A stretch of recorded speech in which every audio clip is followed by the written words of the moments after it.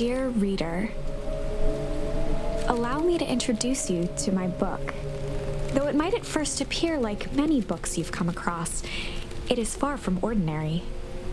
You may, therefore, have some misunderstandings about its nature. The story that awaits you has not been fully told. In fact, its conclusion is not yet known, even to myself. It is in that way that my book is special. It is in that way that you are special. Without you, there is no story. Chapter 1. Normal isn't what it used to be. This is a story about change. Nestled in a shallow valley is the town of Beacon Pines. Far from the town square, across the river, past the neglected welcome sign, a young boy walks alone at dawn. His name is Luca Van Horn, and like you, dear reader, he's here for a reason.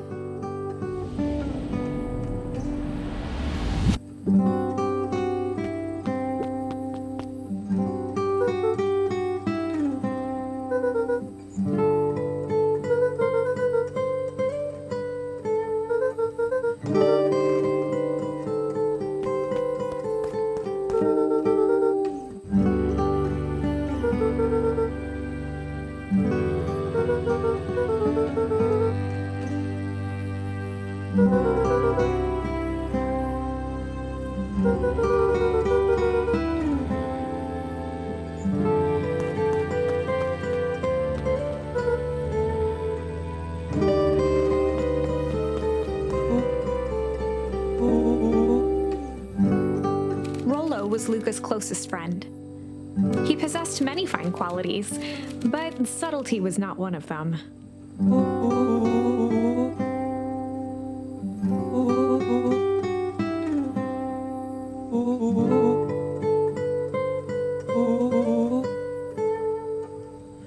Rollo finally noticed the tears welling in his friend's eyes and the flowers on the grave.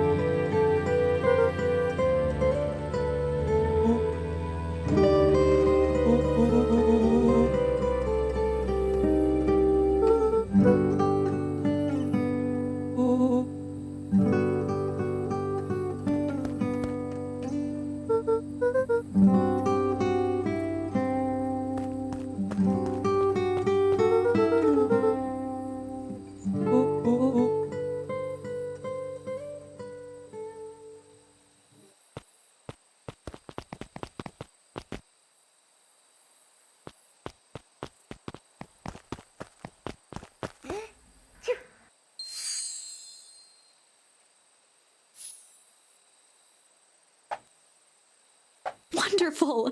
I had a good feeling about you from the moment you opened my book. That charm is a very special thing, very special indeed. Keep hold of it for now. Its purpose will reveal itself soon enough.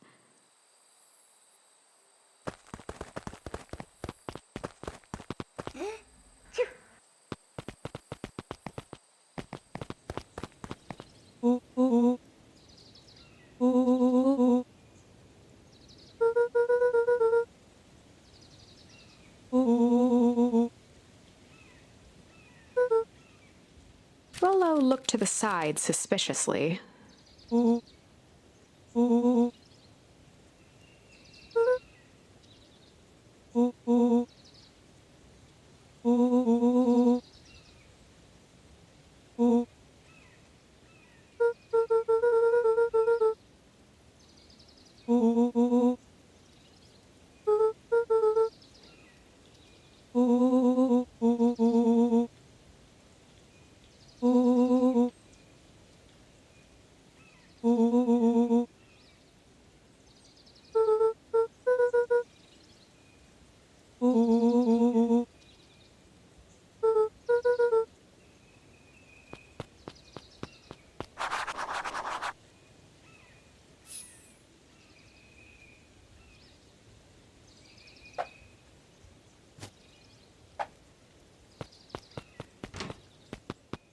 Dear reader, forgive me for this interlude.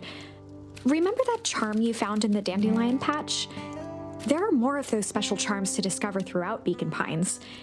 They've been known to reveal themselves to those who are willing.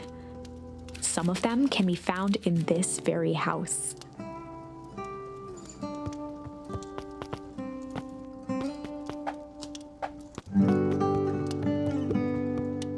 Just some dusty knickknacks. Since Gran had moved in, the house was more peaceful, more orderly, and more covered in flowery fabric.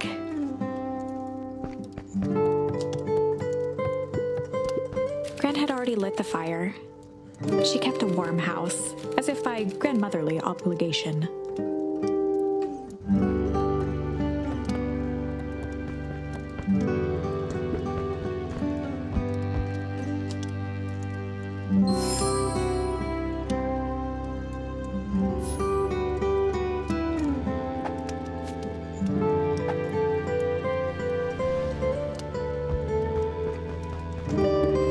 One of his father's old stethoscopes. Luca had spent countless hours listening to anything and everything with it. Not for years, though.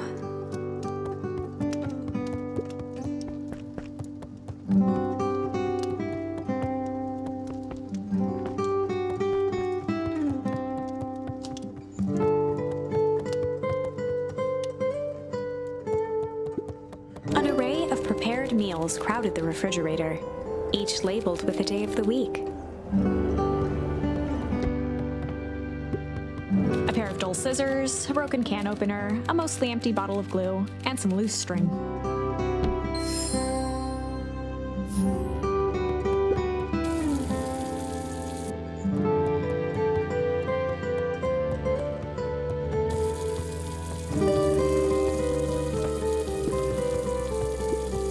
The only piece of furniture Gran had brought when she moved in was an old hutch.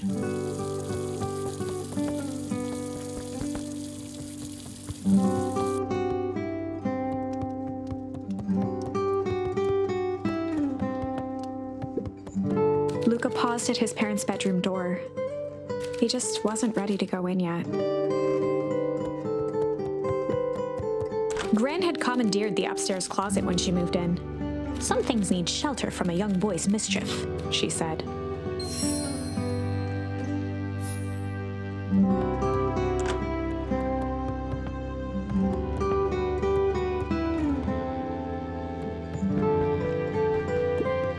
Luca tossed on his favorite old sweater. Even though it was the first day of summer, a chill still hung in the air.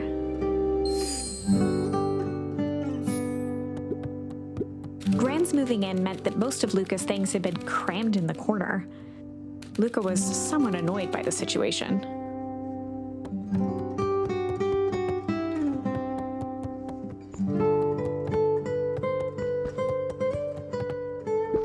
Gran's bed was undisturbed. Luca didn't mind that she had a habit of falling asleep in front of the fireplace. It meant that he could read late into the night.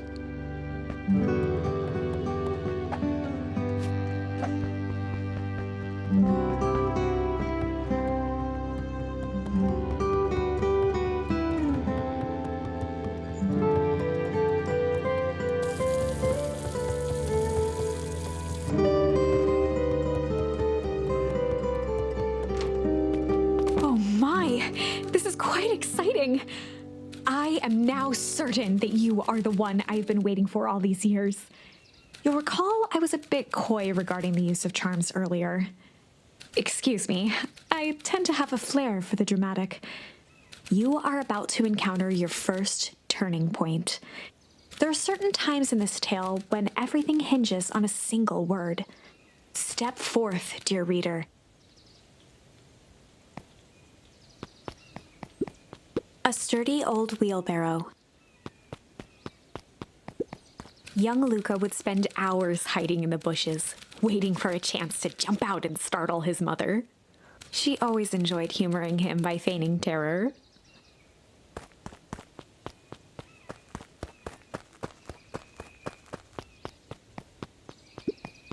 A beginner's guide to gardening laid open on the bench.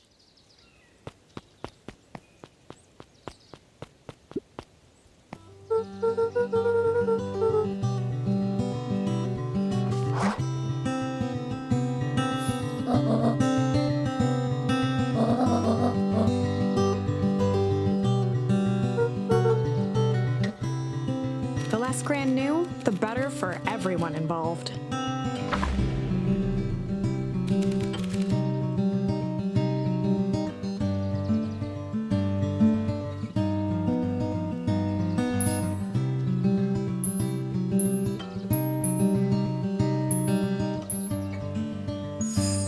We were just gonna go chill for the day.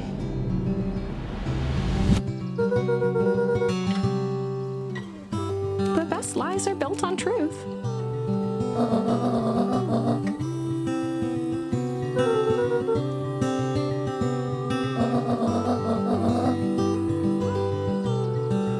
Easy. Impressive. You've managed to navigate your first turning point without too much of a mess. That is the power of charms. A single word can change everything. I think it's time to introduce you to the Chronicle.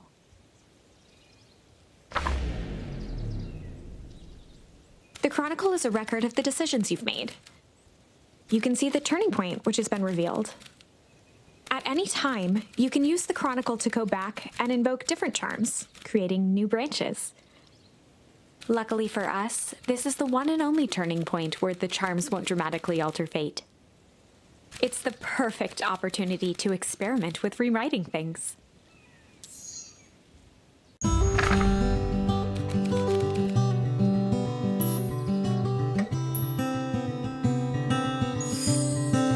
were just gonna go hide for the day.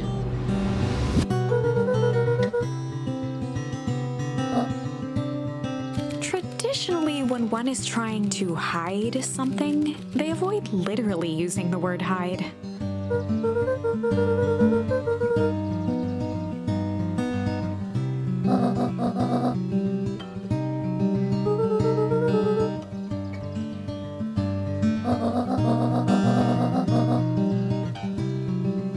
All's well that ends well.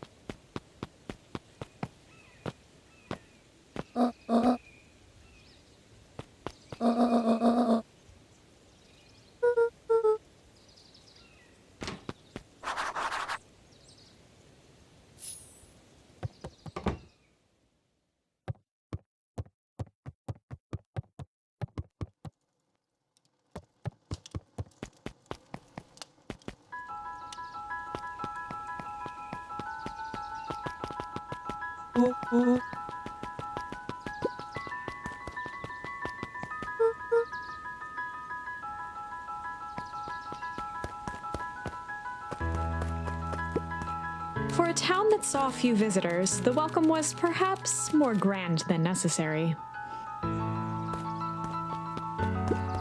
The road leading to Beacon Pines was long and uninspiring, a sort of natural barrier for the impatient.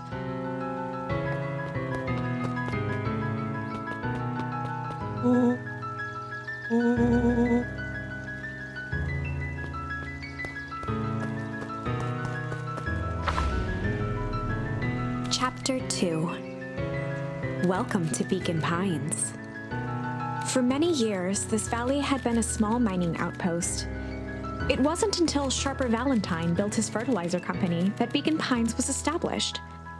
Over the next 30 years, the town had grown and prospered, until the foul harvest and his sudden death. In the 6 years since, everyone was simply trying to get by.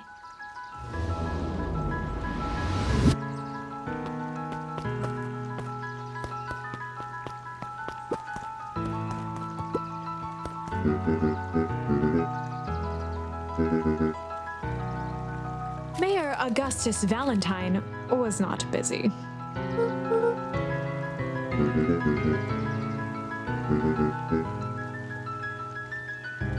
Flustered, Gus instinctively loosened his tie.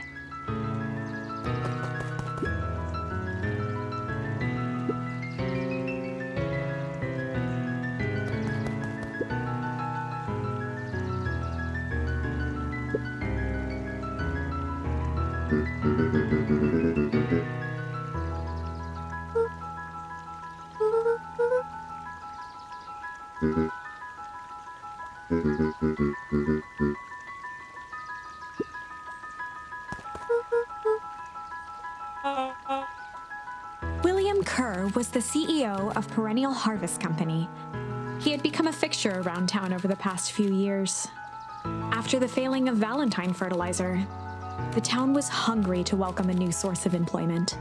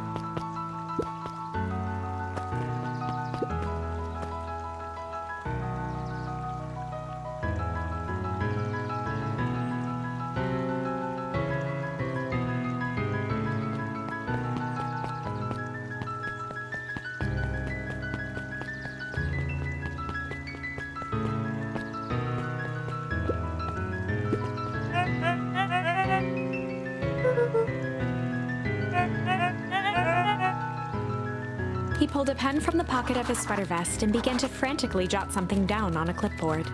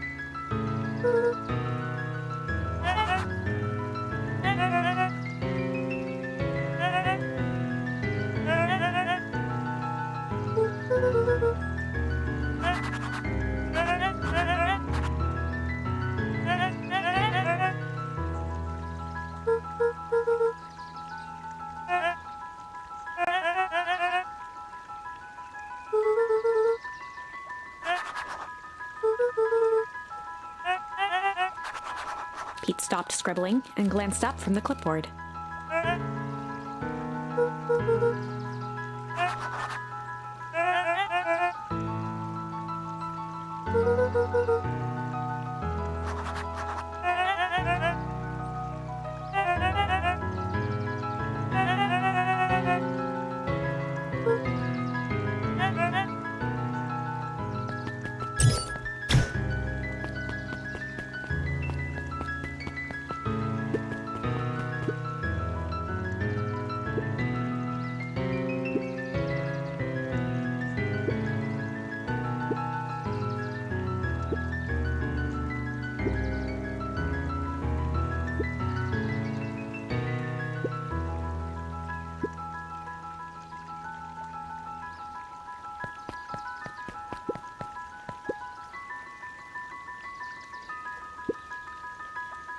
Mr. Sinclair continued snoring and lifted one eyelid just enough to see who it was, a tactic he often used to avoid undesirable conversation.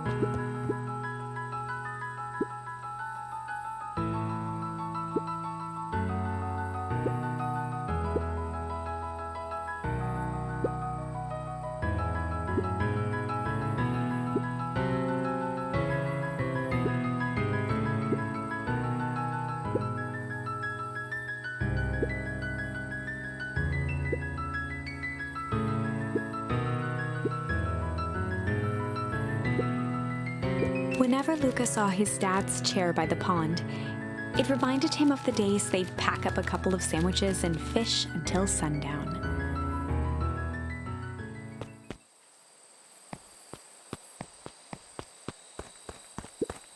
Luca opened the tackle box and picked the perfect bait.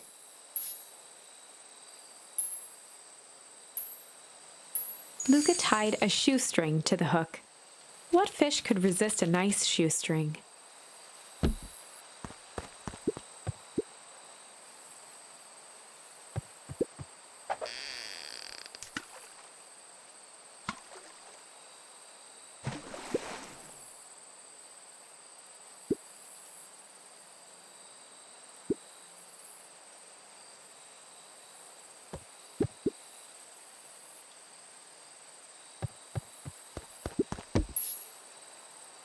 Luca gently baited a feather onto the hook, good for skimming the surface.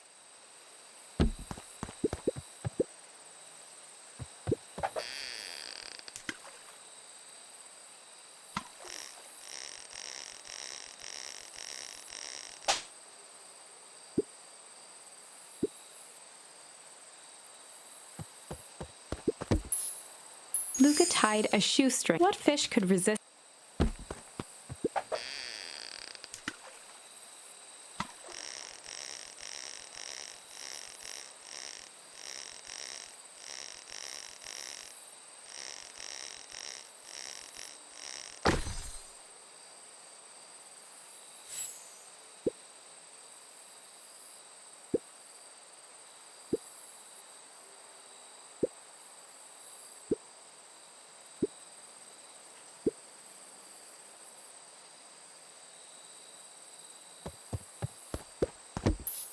Luca gently baited a good for skimming the surface.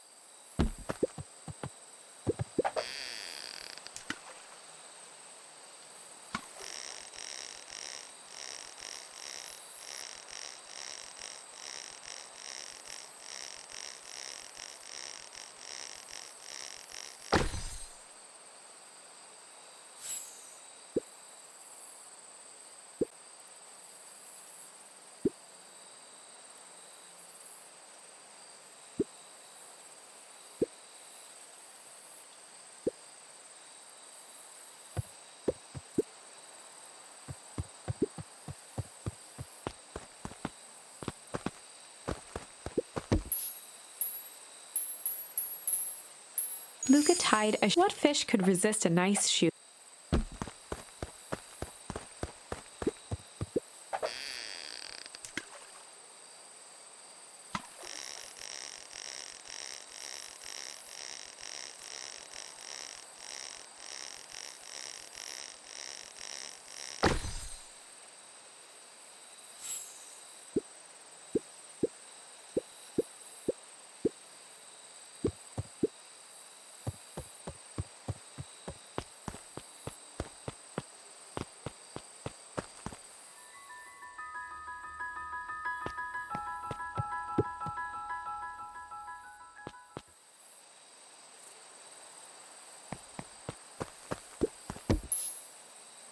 Luca gently good for skimming.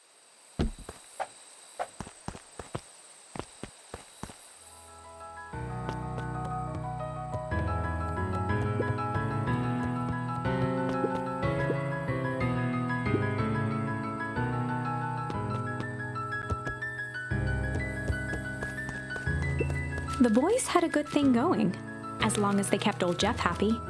They had an endless source of precious materials to add to the treehouse.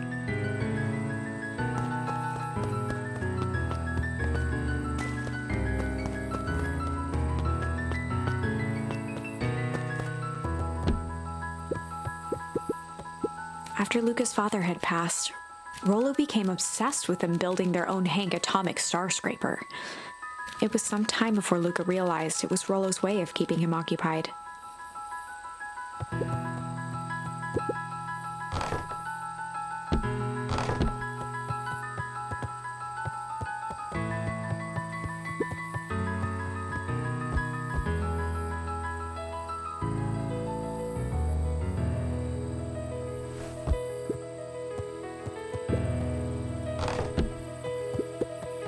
On certain nights, when the clouds were just right, the boys could tune into strange patterns of static. Rollo thinks it's aliens. He always thinks it's aliens. Luca's winter coat decommissioned for the summer. With the cold holding out longer than usual, he reconsidered its usefulness.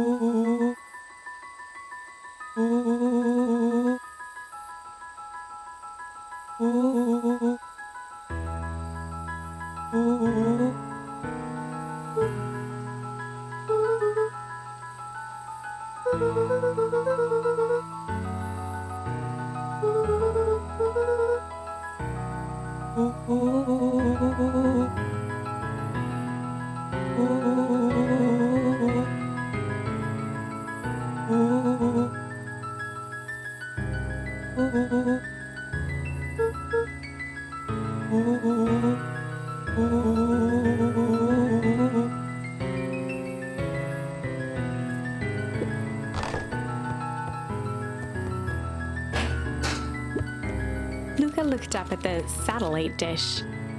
Rollo nearly killed himself putting that up into the tree. While it didn't turn the radio into an interstellar communicator, as he'd hoped, it did at least boost the signal enough to overhear truckers one town over.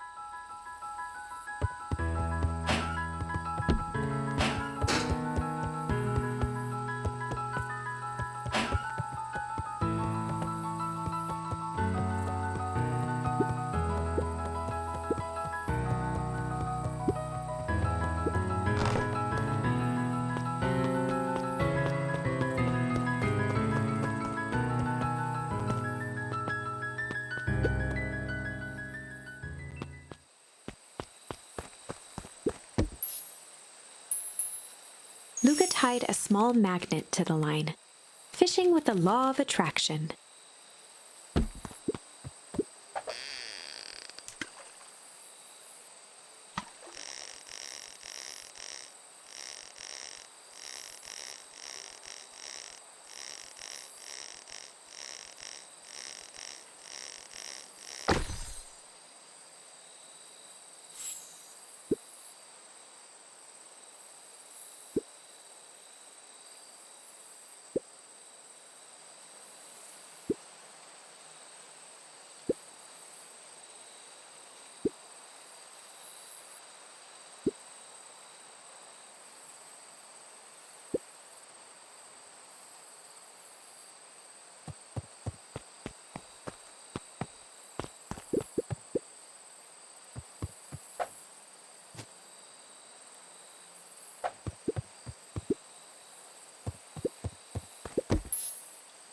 Luca gentled for skimming the surface.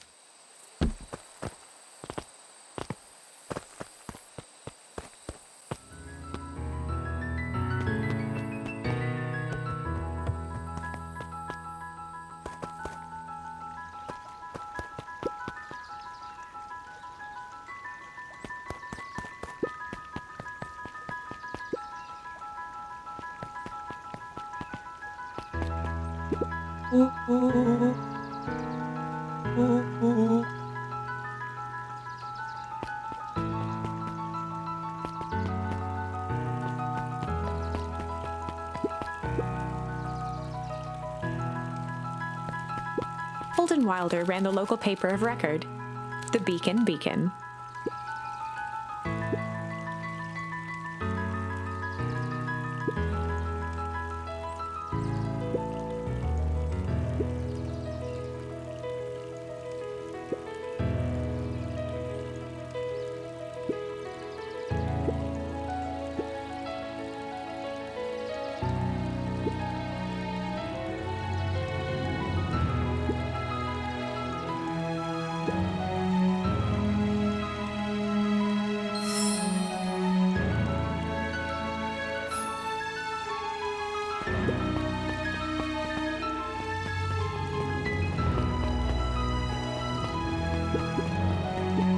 could see the morning regulars nestled in their booths at the early bean.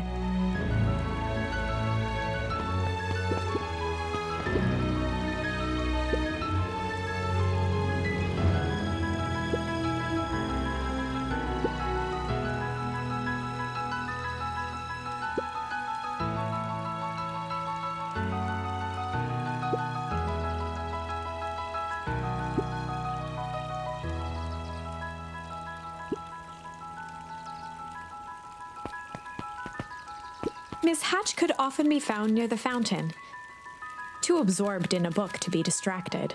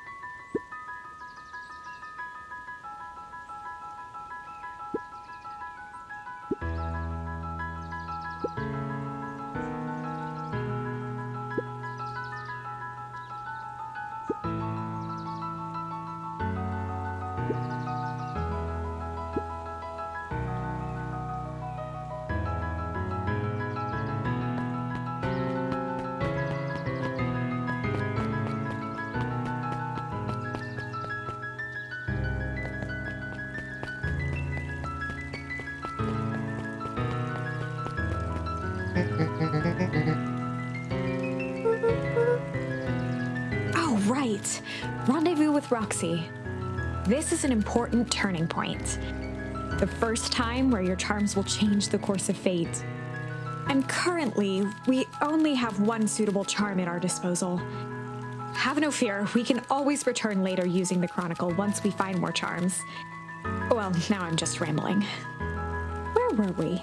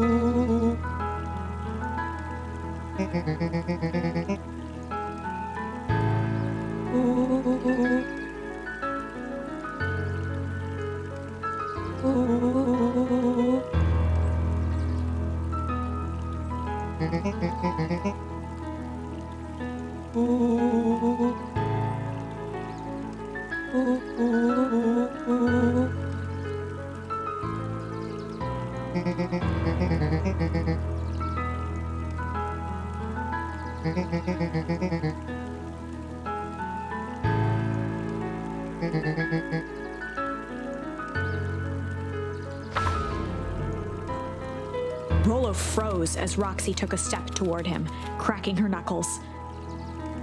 Luca knew he had one chance to save his friend from being dragged home.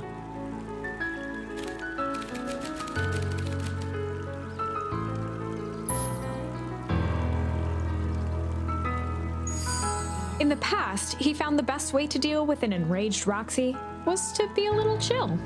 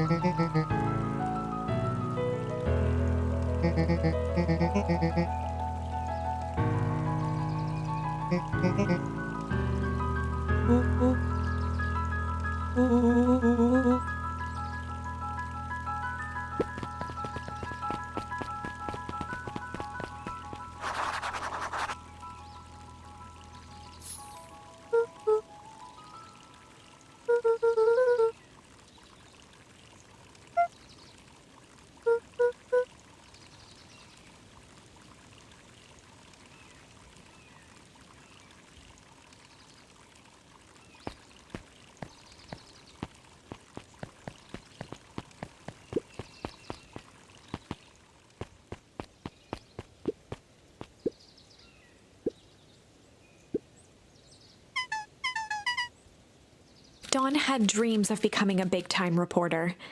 At night, she searched for the story that could be her big break. By day, she hawked papers at the newsstand.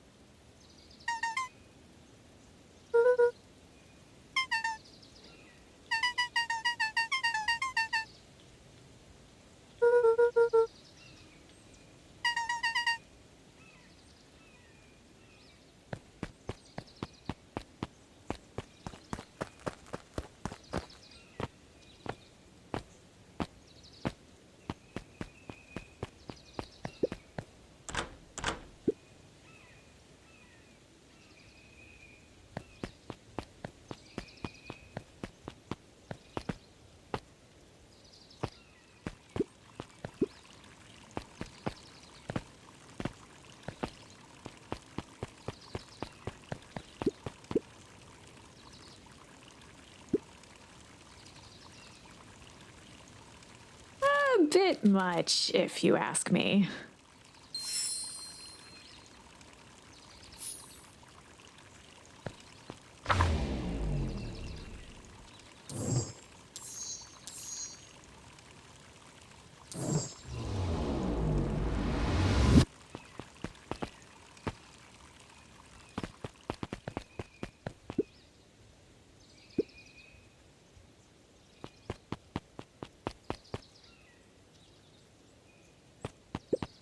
Jeff's hardware closed down about a year ago.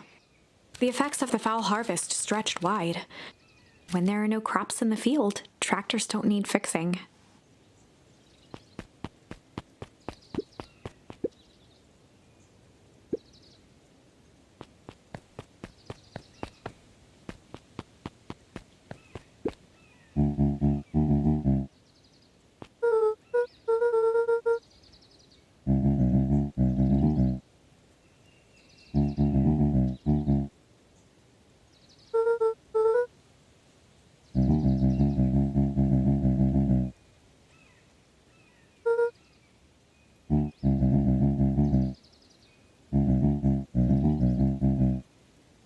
A promise Gran regretted the second it was made.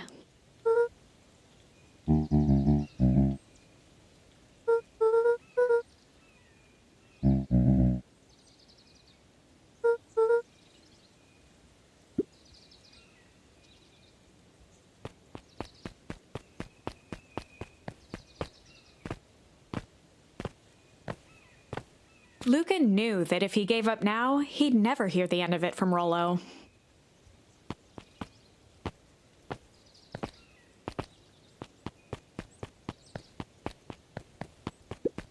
phone booth was brand new, part of Perennial Harvest's Beacon Pines Reborn initiative. It didn't see much use.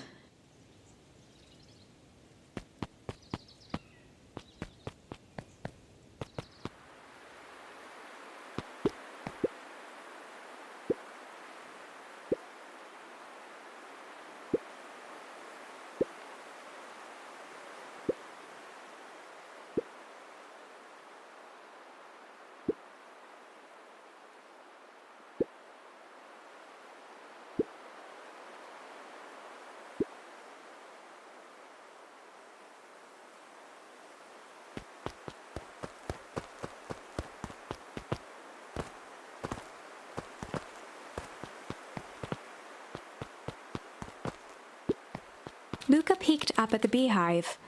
It appeared to be deserted.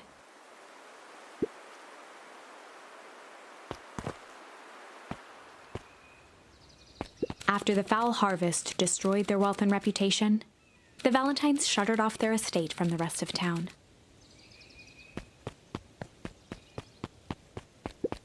The Valentine mansion loomed over every other building in town, both figuratively and literally.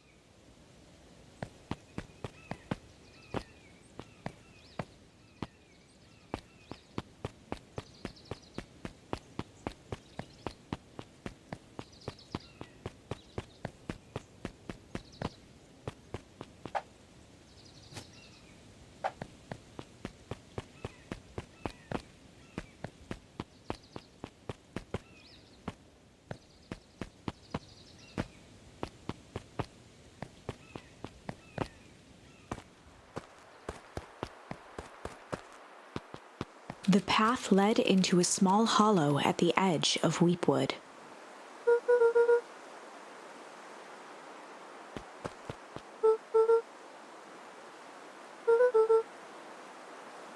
The fence thrummed with a gentle electric buzz.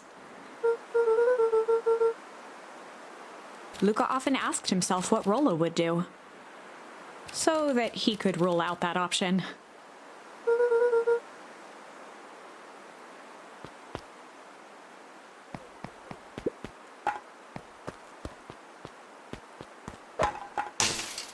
As sparks flew from the fence, the light atop that section shut off. 2 bulbs remained.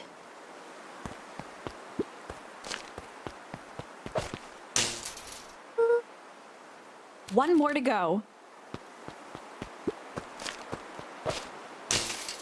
The fence's buzzing gave way to silence.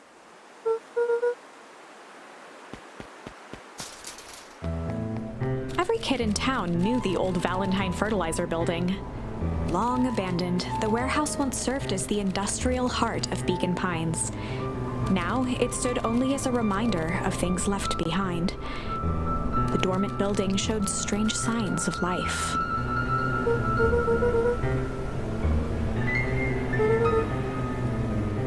There was only one way to find out.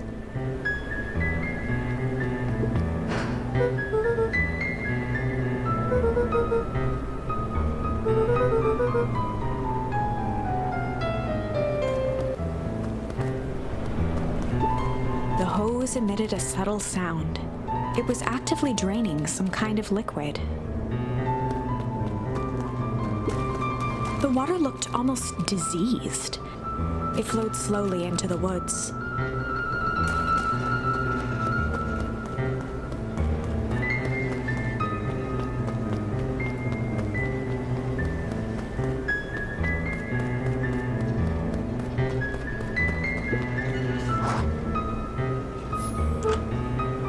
Luca thought he heard faint sounds coming from the other side of the door. He pressed his ear against the cold metal to hear better.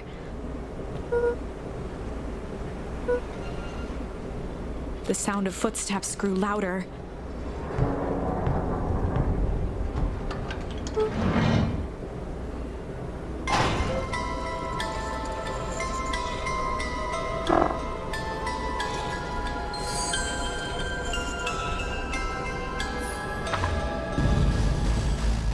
The heavy steel door knocked Luca to the ground.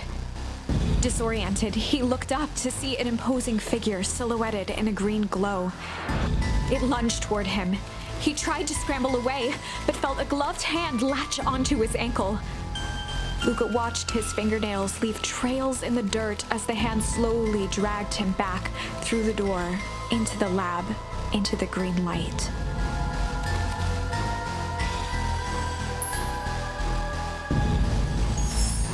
This is a story about change. It was far from the sort of change Luca imagined for himself. But change is, after all, a dangerous animal. The end? I probably should have warned you about this. There are many paths that our story can take. Most will end in tragedy, but don't let that discourage you. We will find the ending that this story deserves. I just know it. From here on out, a charm will have a check mark when it's been used to its full potential at a given turning point. Now, let's try something different.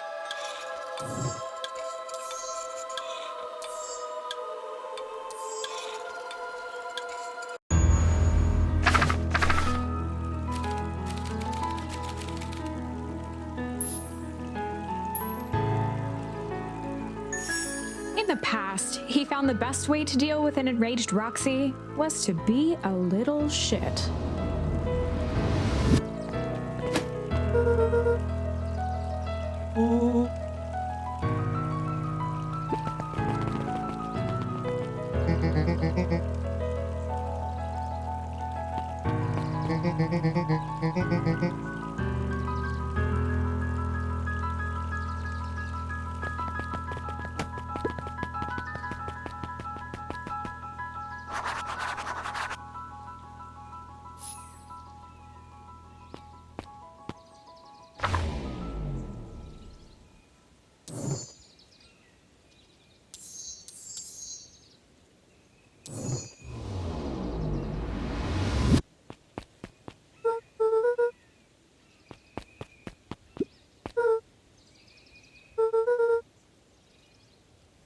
Solomon Valentine, current ward of and future successor to the Valentine fortune, huffed as he brushed off his pants.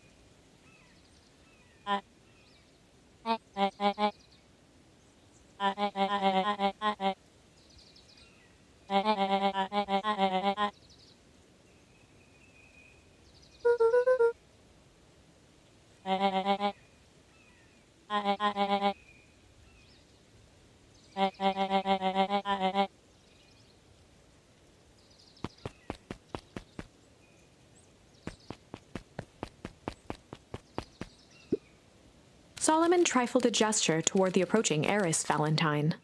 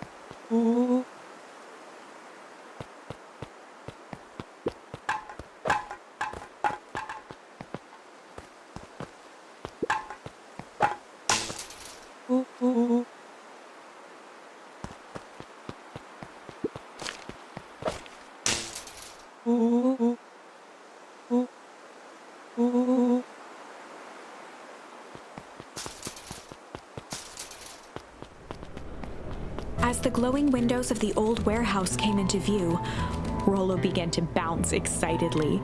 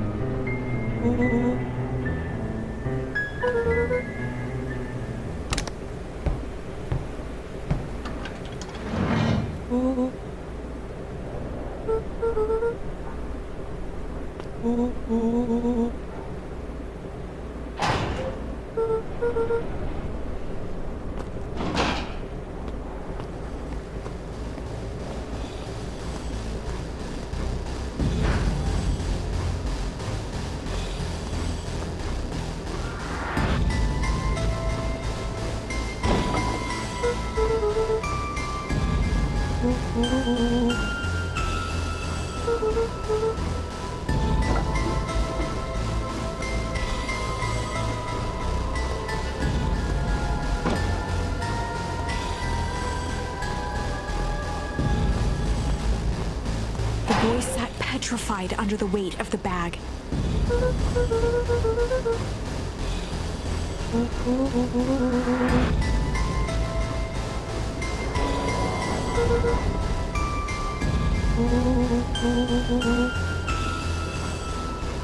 Rollo felt around at the large sack which burdened them. He snapped off a tag from just within a small zipper opening in the bag.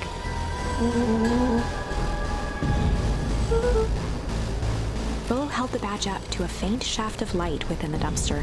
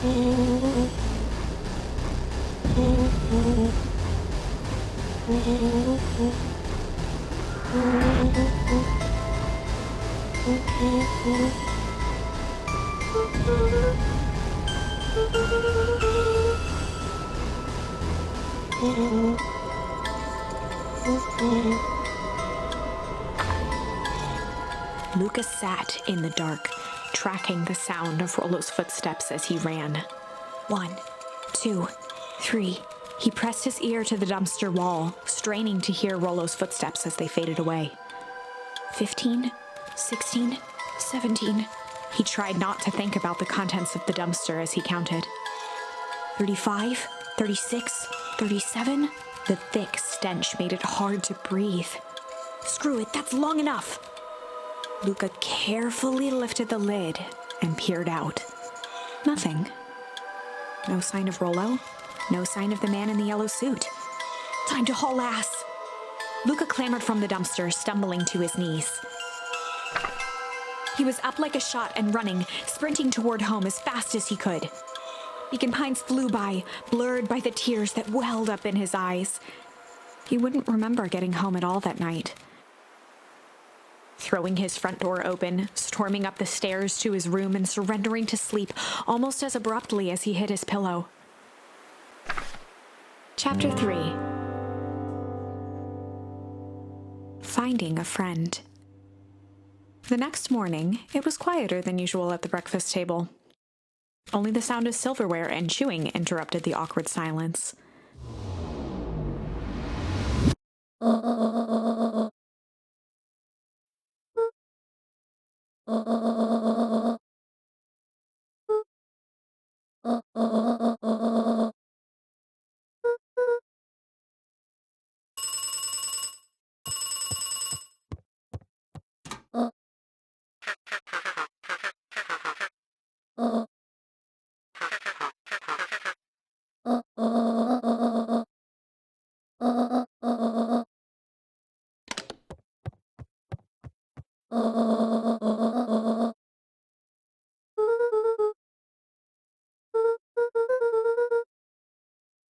Gran's brow furrowed.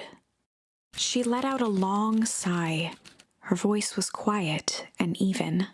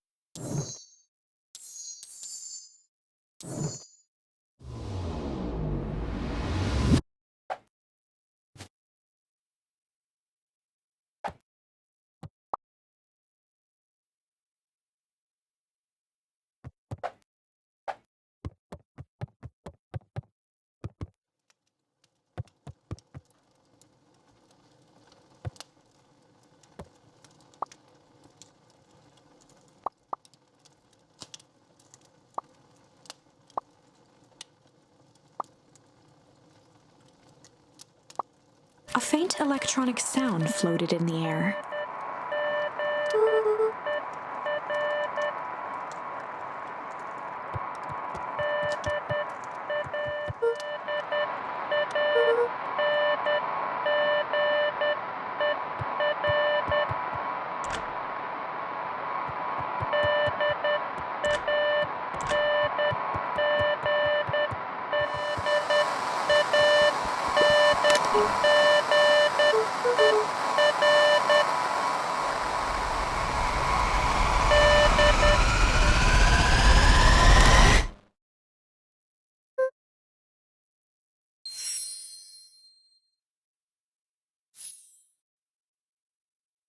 Luca glanced at the now silent walkie-talkie.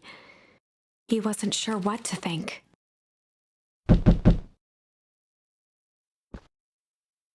Luca glanced at the now. He wasn't sure what.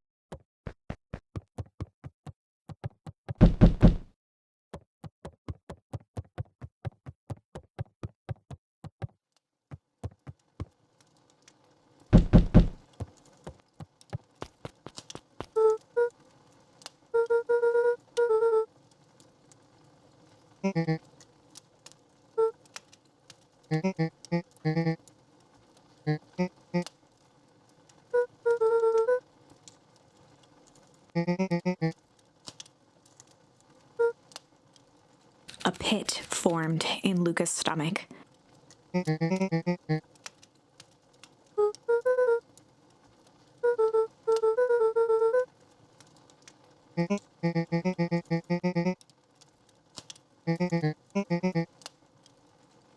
Luca's mouth felt dry.